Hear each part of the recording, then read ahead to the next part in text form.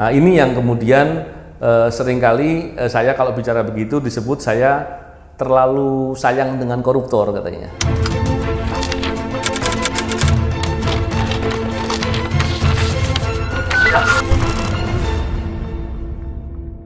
Bismillahirrahmanirrahim. Assalamualaikum warahmatullahi wabarakatuh. Salam sejahtera untuk kita semua. Salam integritas anti korupsi. Kali ini saya akan membicarakan terkait dengan fenomena korupsi dan bentuk-bentuknya dan lain-lain. Begini, seringkali orang itu hanya melihat korupsi itu adalah yang berhubungan dengan kerugian keuangan negara. Padahal tidak begitu. Korupsi tentunya ada yang berhubungan dengan kerugian keuangan negara, ada juga yang berhubungan dengan perilaku-perilaku. Contoh, ketika ada pengadaan barang dan jasa, terus kemudian ada orang yang sebenarnya dia pemegang kendali dari suatu pengadaan barang dan jasa tersebut karena dia pembuat kebijakannya atau orang yang mengatur regulasinya. Ternyata dia mengikuti pengadaan barang dan jasa tersebut. Itu adalah benturan kepentingan dalam masalah pengadaan barang dan jasa, itu bentuk korupsi. Bentuk lain tentunya kita sering tahu adanya pemerasan dalam jabatan. Itu adalah jenis korupsi yang lain, pemerasan dalam jabatan. Ada lagi terkait dengan suap, memberi suap dan menerima suap. Itu kejahatan yang masing-masing berbeda. Ada lagi korupsi yang berhubungan dengan gratifikasi, pemberian uang yang itu bisa diduga adalah ada kaitan dengan pekerjaan atau jabatan. Itu bentuk korupsi yang berbeda. Dan banyak lagi bentuk-bentuk korupsi yang lain.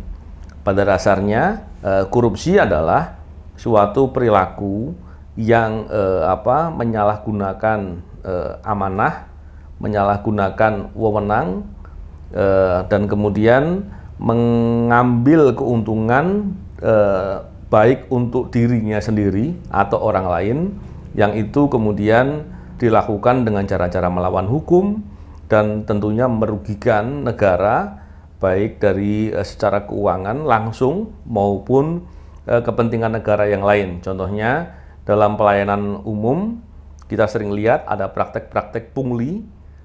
Tentunya tidak langsung merugikan keuangan negara, tapi itu berhubungan dengan perilaku yang merugikan kepentingan negara untuk bisa memberikan layanan yang baik, layanan yang merata, adil, dan tentu akan bermasalah dalam banyak hal ketika praktek-praktek punglinya banyak terjadi.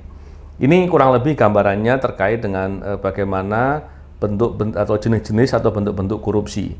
Ketika kita melihat bahwa terjadinya korupsi, tentunya adalah orang-orang yang punya tanggung jawab, punya wewenang, dan itu kemudian dikhianati, dia berkhianat dengan tanggung jawab dan wewenang itu, dan kemudian mengambil keuntungan sendiri. Ini yang kita lihat banyak terjadi ya.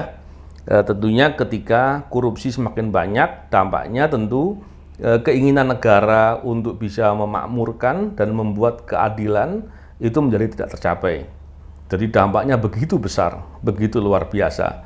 Belum lagi kalau korupsi di sektor sumber daya alam, dampaknya adalah kerusakan lingkungan hidup, dan itu membuat dampak yang lebih berat dan lebih besar lagi tentunya. Terkait dengan hal tersebut, tentunya orang yang bisa berbuat korupsi adalah orang yang punya kekuasaan, orang yang punya kewenangan.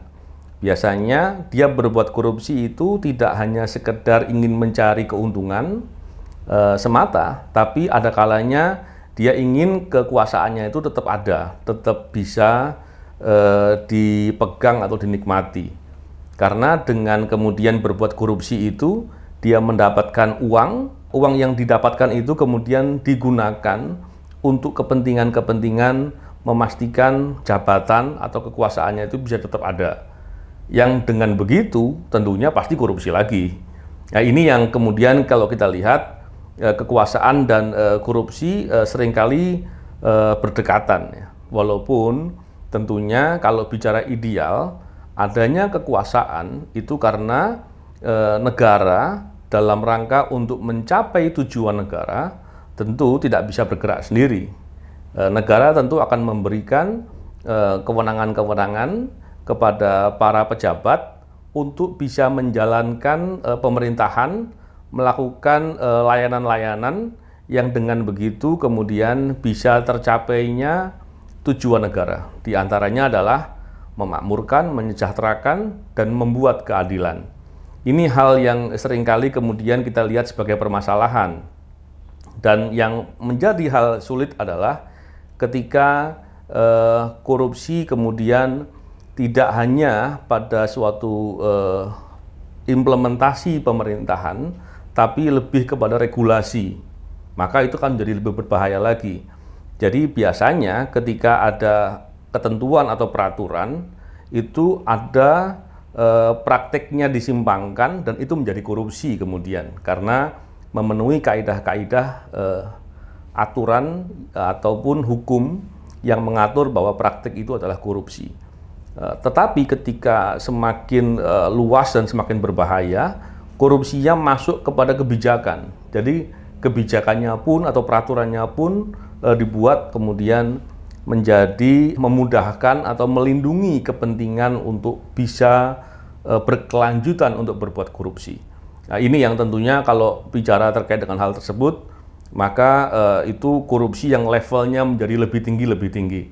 Oleh karena itu, kita semua tentunya berkepentingan untuk menjaga agar praktek-praktek korupsi itu tidak terus kemudian semakin meningkat dan dampak yang ditimbulkan akan menjadi lebih luas. Oleh karena itu, sikap kita untuk terus mau kritis, untuk terus mau memperhatikan hal-hal yang kemudian berdampak terhadap kita semua, terhadap masyarakat, tentunya itu menjadi hal penting dan tentu bisa setidak-tidaknya menghambat atau menyulitkan orang berbuat korupsi.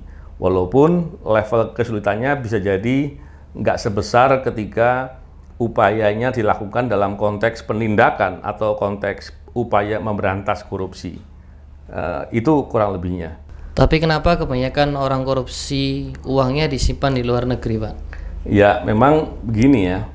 Terkait dengan praktek korupsi, orang berbuat korupsi kan tentunya ingin mendapatkan keuntungan, mendapatkan uang banyak. Dan yang biasanya disimpan ke luar negeri itu yang korupsi besar. Kalau korupsi kecil, uangnya ya cukup disimpan di sini saja biasanya. Memang ketika korupsinya semakin besar, biasanya uangnya disembunyikan di luar negeri karena kalau di Indonesia saja akan mudah terlihat. Nah, ini yang kemudian kita tahu di dalam prakteknya negara-negara itu ada suatu perkumpulan untuk menjaga agar ada regulasi-regulasi antar negara untuk memudahkan upaya pengusutan atau menarik kembali hasil korupsi yang dibawa ke luar negeri. Walaupun sebenarnya kalau bicara terkait dengan ulah para penjahat-penjahat ini, penjahat-penjahat korupsi ya, untuk menyimpan uang itu di luar negeri, mereka kan menggunakan pihak lain ya, biasanya untuk menyembunyikan itu. Atau dalam istilah pencucian uang disebutnya gatekeeper, orang yang ditempati atau mengatur untuk penyembunyian agar tidak ketahuan asal-usulnya hasil korupsi. Banyak juga sebenarnya koruptor itu kemudian ketika menyimpan uangnya di luar negeri itu dikelabui sama orang-orang itu. Uangnya sebagian besar diambil juga disembunyikan karena biasanya sesama penjahat juga nggak akan mau baik-baikan. Jadi sebenarnya kalau dilihat itu banyak sekali koruptor juga yang mengalami hal seperti itu. Tentunya itu ya kita bisa paham lah kalau sesama penjahat itu tidak ada norma kebaikan.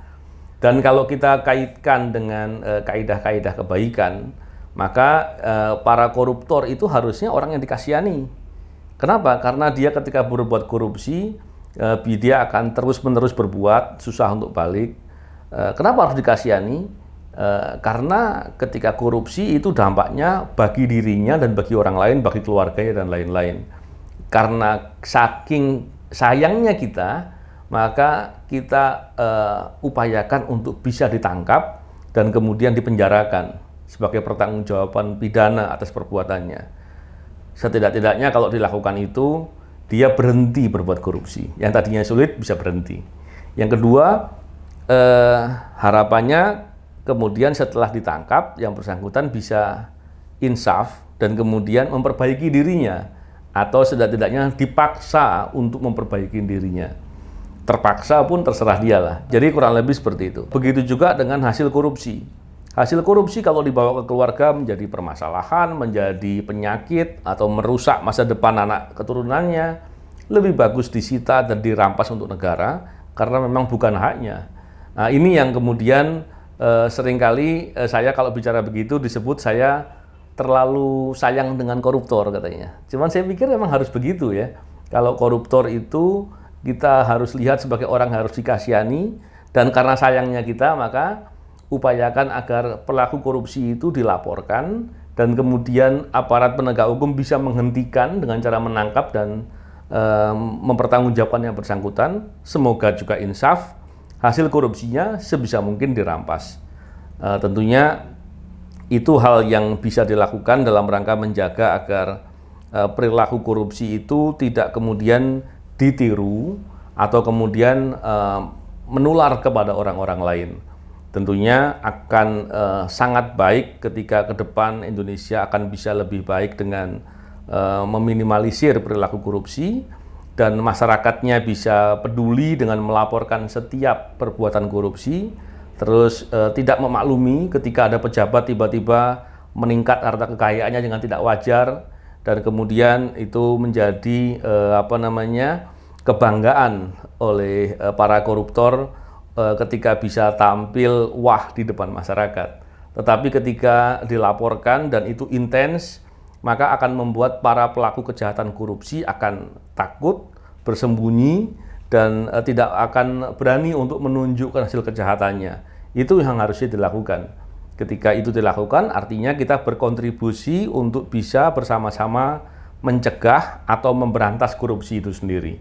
Karena dampaknya juga ke kita sendiri, dan tentunya kalau korupsi bisa terjadi luas, maka kerugian yang sangat besar yang akan kita rasakan. Dan apabila itu bisa menjadi lebih baik, semoga ke depan Indonesia menjadi lebih baik dan menjadi lebih hebat.